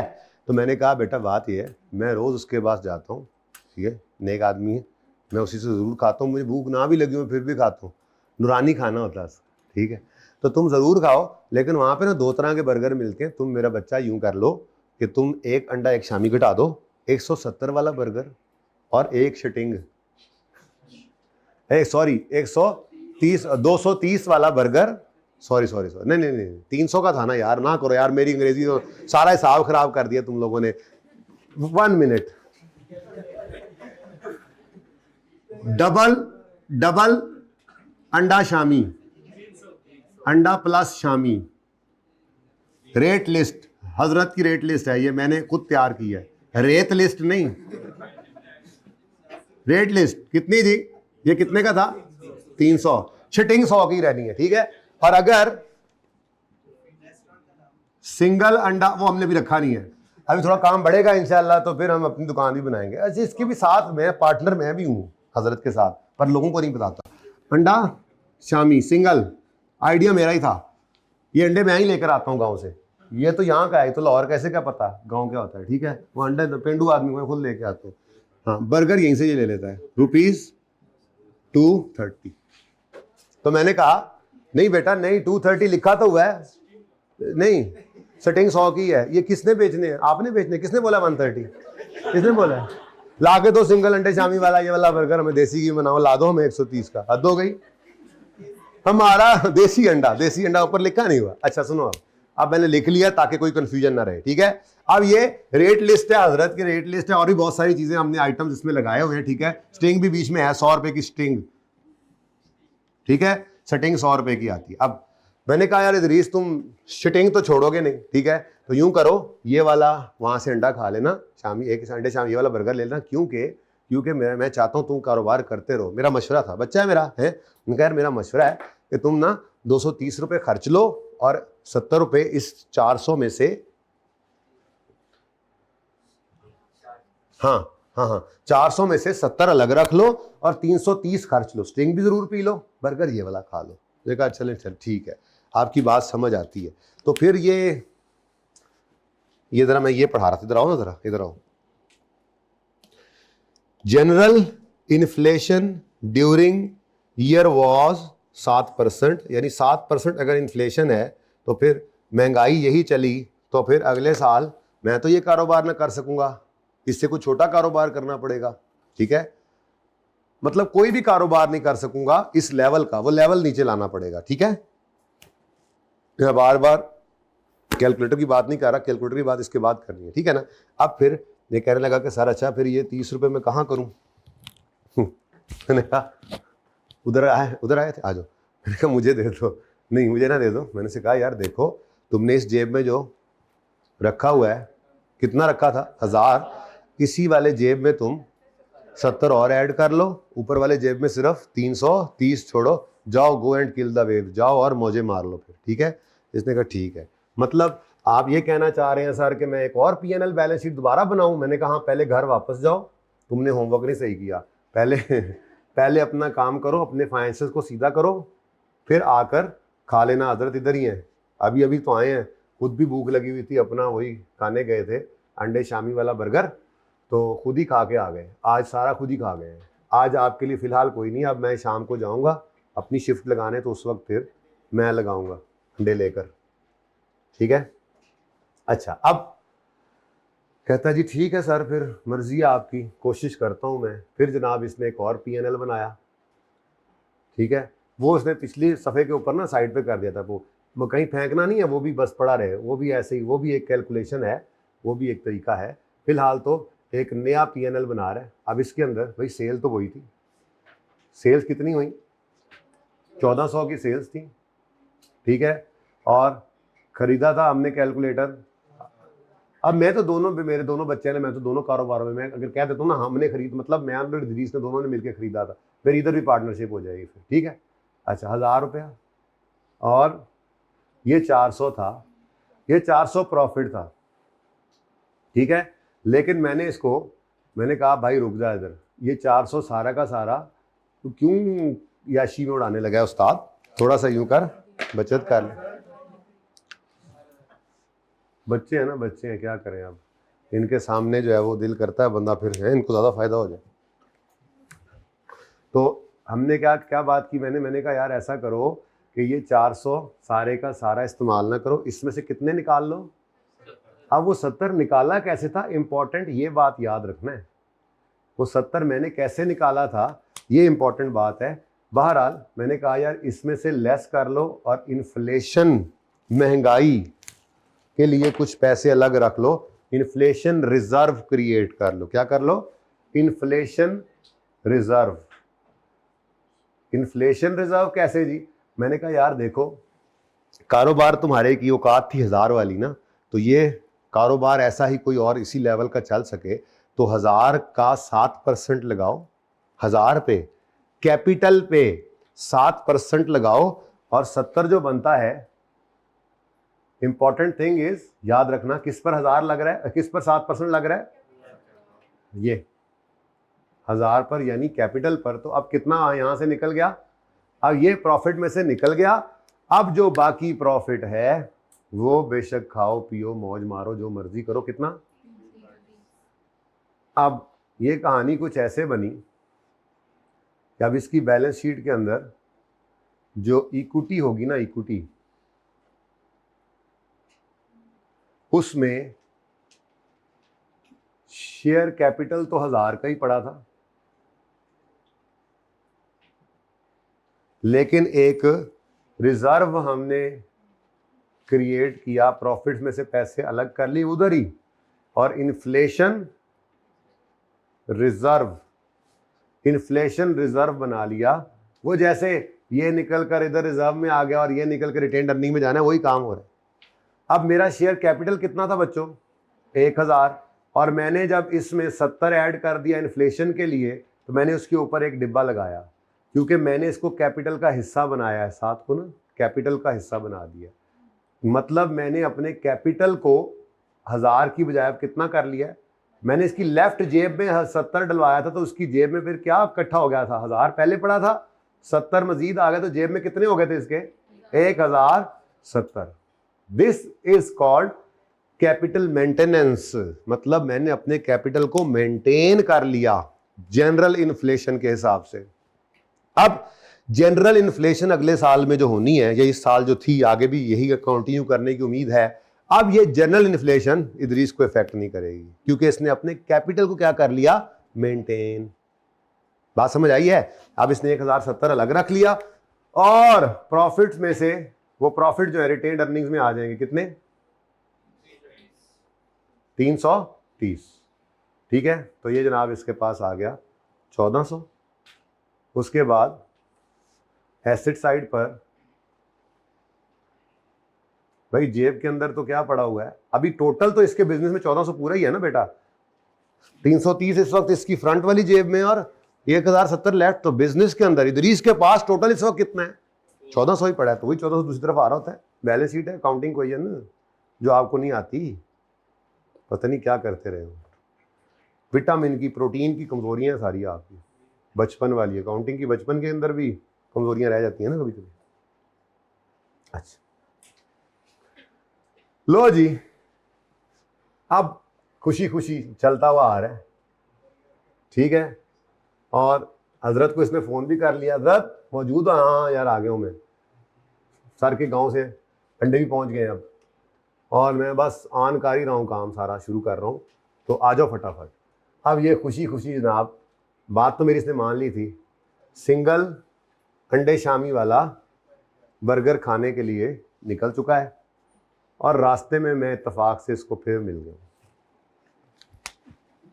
यार तुम हाथ खड़ा कर लो आमिर भाई, इतने बर्गर का रौला पे होया, तुम ये मुकान दो मैनू भाएं, पहले एक कट्टा खुलिया हुआ तो बंद कर ली, पार्ट 2 भी शुरू कर लेते हैं। पार्ट 2 की भागा जा रहा है। आज कौन सी जल्दी है जी? आज कौन सा आगे सर नान की क्लास है? आज कौन सा दरवाजा खुलेगा और सर आ जाएंगे? आज क्या मसला है? आज दोपहर हो, शाम हो, रात हो, आज तो बस टेंशन नहीं, आज बर्गर सुकून से खाएंगे जी।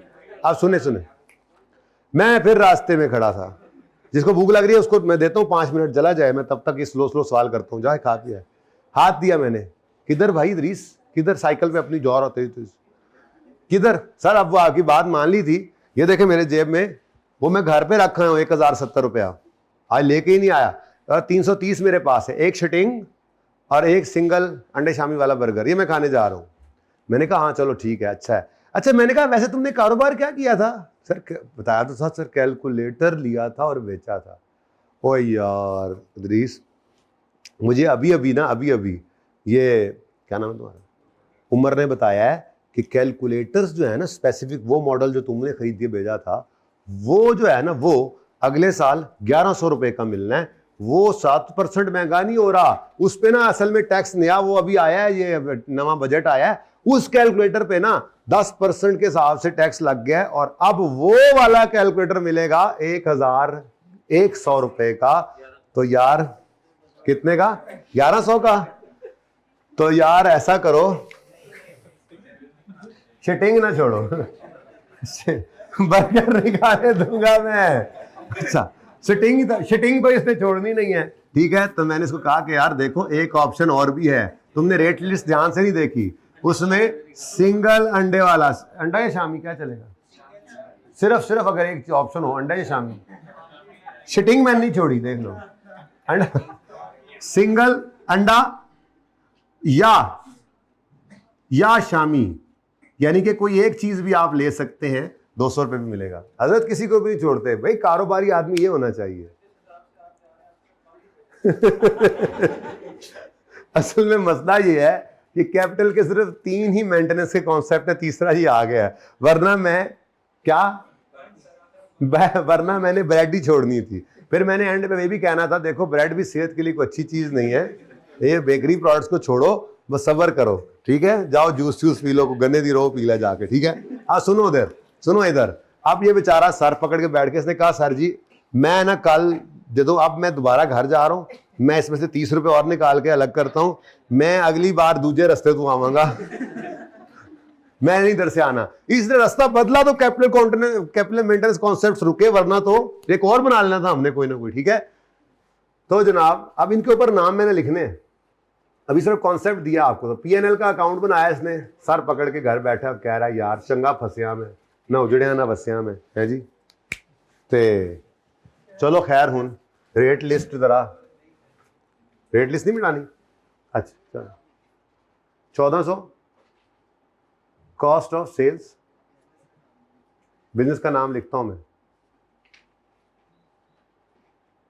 बोलो चीख चीख होने लग गई है, पता नहीं की कीड़े वाड़ा है जी। अब ये प्रॉफिट था, ठीक है जी। इसमें से यार ये पढ़े कुछ मार्कर, देखो ये कैसे इधर देखो भाई, इधर देखो, ये देखो, ये देखो जरा, यहां तक मैंने कहानी पहले सुनाई थी। कैरी सोल शेयर होल्डर है, 1000 रुपए का बिजनेस किया, इन्वेंट्री खरीदी 1000 की और उसको बेच दिया 1400 का, ठीक है।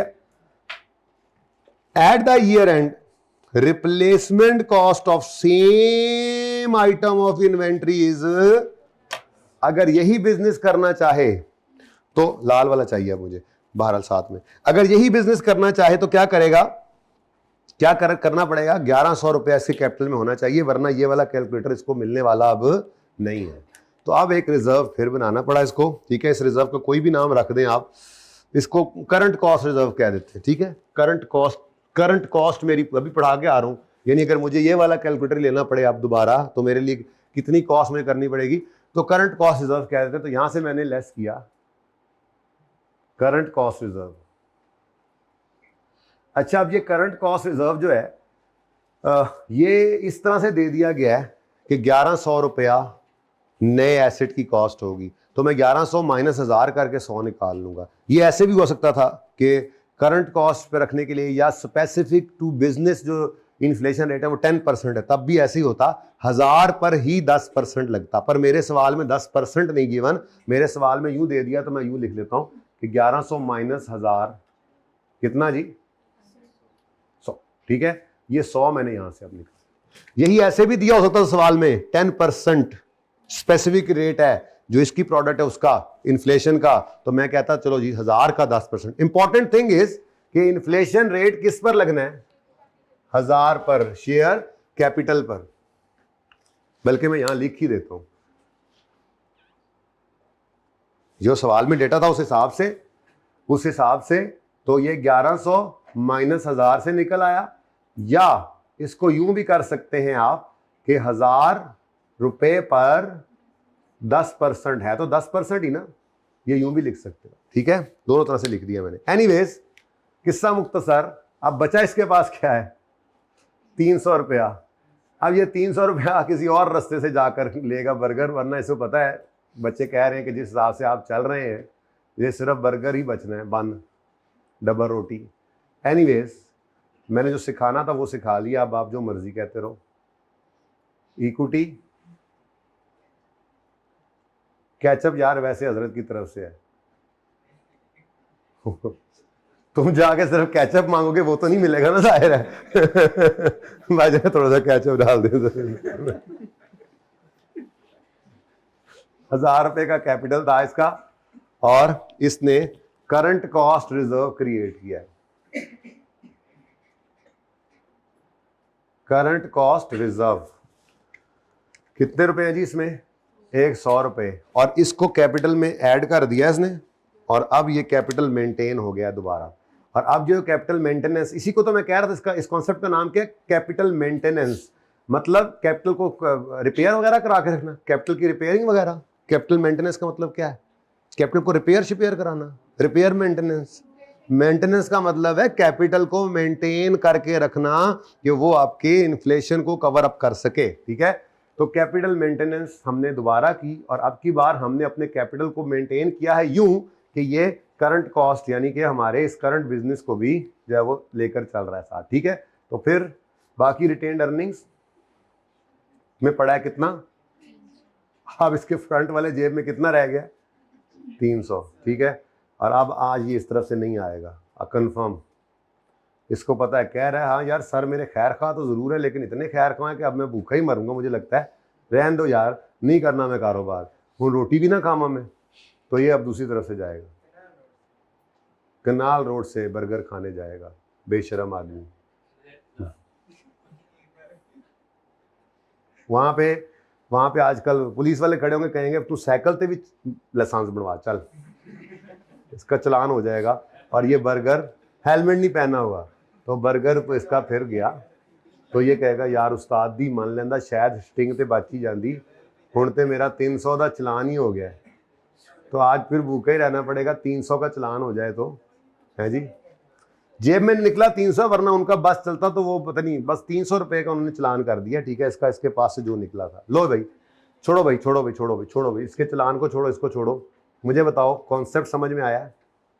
Capital maintenance, general rate, capital maintenance, specific to business हमारे का रेट, उस हिसाब से मेंटेन। देखो कैपिटल पहले कितना था? 1000। जनरल इन्फ्लेशन रेट के हिसाब से ये मेंटेन्ड नहीं था, जनरल रेट के हिसाब से मेंटेन हो गया।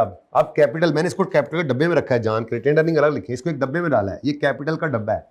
इस डब्बे में हमने कितना रख लिया? अब 1070। नाउ कैपिटल इज मेंटेन्ड, ये जनरल इन्फ्लेशन रेट को टेकअप कर लेगा, कैटर कर लेगा। तीसरा केस क्या है? कैपिटल मेंटेन्ड है और स्पेसिफिक टू आवर बिजनेस, यही वाला बिजनेस किसके हिसाब से भी मेंटेन हो, ठीक है। अब इसको डिफरेंट नाम दिए फ्रेमवर्क ने, जिसमें इसको कहा जाता है जी मनी टर्म्स में कैपिटल का मेंटेन होना। किसमें जी? मतलब 100 रुपया और 100 रुपया, यही तो बात है कि क्या आज का 100 रुपया कल के 100 रुपये के बराबर होता है? लेकिन अगर रुपए को नोट के हिसाब से देखें तो आपके पास जो साल पुराना 100 का नोट था, साल बाद भी वो उतना ही पड़ा होगा, असल में उसकी वैल्यू क्या होगी। लेकिन अगर बंदा ये कहे कोई कि मैंने सिर्फ मनी टर्म्स के अंदर कैपिटल को मेंटेन किया, तो ये मनी टर्म्स में 1000 रुपया कल भी था, 1000 आज भी है, लेकिन इसकी परचेजिंग पार 1000 नहीं रहनी, ठीक है ना, एक साल बाद। तो फिर रियल टर्म्स के अंदर अगर आप मेंटेन करें, रियल टर्म्स में अगर आप मेंटेन करें, तो रियल टर्म्स में मेंटेन करना, इसको कहते हैं कि आपका कैपिटल अब मेंटेन्ड है रियल टर्म्स में, मतलब आज का 1000 कल का 1070 के बराबर है, तो आपने अपने कैपिटल को रियल टर्म्स में, रियल टर्म्स का मतलब जनरल इन्फ्लेशन रेट को आपने टेकअप कर लिया, आपका कैपिटल मेंटेन, ठीक है। ये दोनों जो है ना, दोनों, इनको कहते हैं फाइनेंशियल कैपिटल मेंटेनेंस, ठीक है जी, financial capital maintenance. Financial capital maintenance जो है, फाइनेंशियल कैपिटल मेंटेनेंस जो है वो दो तरह की है। एक को कहते हैं जी मनी टर्म्स में, दूसरा कहते हैं जी रियल टर्म्स में, ठीक है जी, बात समझ आई कुछ? और जो ये आखिरी वाला था, जिसमें क्या था, अंडा भी शामी भी जाता रहा, ये कौन सा वाला मेथड है? इसको कहते हैं फिजिकल कैपिटल मेंटेनेंस। क्या कहते हैं जी? ये अकेला ही है, इसका नाम बस ये एक ही है ना, इसमें कोई टाइप्स नहीं है। तो दो तरह की कैपिटल मेंटेनेंस है, एक फाइनेंशियल कैपिटल मेंटेनेंस, दूसरी है physical capital maintenance. Physical capital maintenance, okay जी। तो फाइनेंशियल कैपिटल मेंटेनेंस और physical capital maintenance. Financial capital maintenance में फिर आगे दो तरह के मेंटेनेंस है, एक मनी टर्म्स जिसमें बस आप 100 रुपये को 100 रुपया ही रखा, 1000 को 1000 रुपया था, 1000 ही आज भी पड़ा है। पर रियल टर्म्स में एक साल बाद का 1000 वो एक साल पहले वाले 1000 के बराबर तो नहीं है। तो अगर इस साल में महंगाई 7% रही है, तो मतलब 70 रुपये और अलग करो, तब साल के शुरू वाला 1000 साल के एंड वाले 1000 के बराबर है। और रियल टर्म्स में ये हो गया। तो फिर अपने बिजनेस के हिसाब से देखो तो फिजिकल कैपिटल मेंटेनेंस फिर भी नहीं है। फिजिकल कैपिटल मेंटेनेंस तब है जब आप फिजिकली इसी बिजनेस को अगले साल कंटिन्यू कर सके। तो आपके बिजनेस के हिसाब से तो 10% महंगाई का रेट है, आपने कहा अगले साल कैलकुलेटर कारोबारी करना है इदरीस, तो आपको साइड पे 100 करना पड़ेगा और 1000 वाले कैपिटल को 1100 पे करना पड़ेगा, बाकी 300 ले जाओ, अब ये आपका है, इसके साथ जो मर्जी करो, ठीक है। लेकिन वो बड़ा सियाना है, वो क्या करेगा, वो जाकर सिर्फ स्टिंग पिएगा, उसने ये भी नहीं खाना, क्योंकि उसने ये कहना है ओ भाई मैंने ना कुछ नहीं, ये अब इसके ऊपर है, ये अब इसके ऊपर है, ये इसके ऊपर है, क्योंकि ये रिटेन्ड अर्निंग्स भी बचा कर रखेगा, मैंने बिजनेस को ग्रोथ भी देनी है। मैंने एक कैलकुलेटर सारी जिंदगी खरीद कर बेचते रहना, हर साल एक कैलकुलेटर खरीदा और बेच दिया, नहीं, मैं तो आहिस्ता आहिस्ता इतनी वक़्त अपनी ताकत इतनी बनाऊं कि मैं 1 से 2 खरीदूं, 2 से 4 खरीदूं, मेरा कारोबार बढ़े। खैर छोड़े इस बात को, ये 3 कैपिटल मेंटेनेंस के कॉन्सेप्ट्स हैं, समझ में आते हैं। अब अगली बात सुनो, आखिरी बात, कभी आपने इसका नाम सुना, कभी इसका नाम सुना? असल में बाय डिफॉल्ट यही यूज होता है, ठीक है।